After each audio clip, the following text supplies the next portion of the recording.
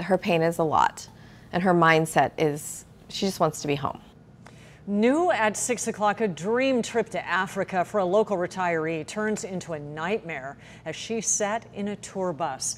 The Santee woman survived a tragic crash, but as 10 News reporter Michael Chen found out, her family is now on a desperate mission to bring her home.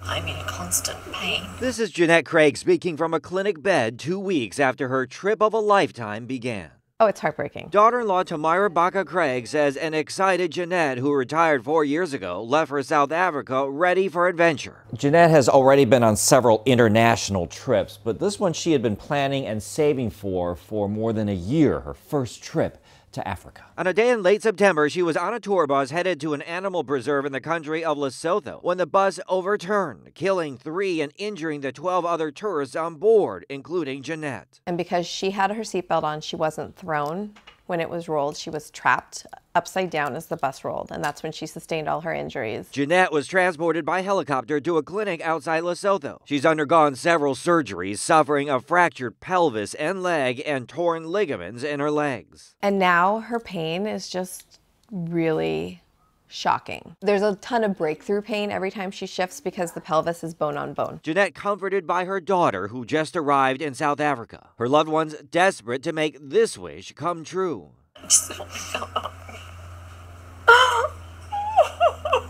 The problem, the trip insurance Jeanette purchased will only cover the original medical evacuation, not a second one to the U.S., which will cost upwards of $170,000. The family has started a GoFundMe campaign to help pay the bill. She's tired and she's scared and she just wants to be home. Michael Chen, 10 News.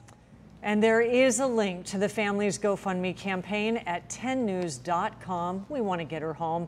Click on the red television button. Yeah, so difficult and so important.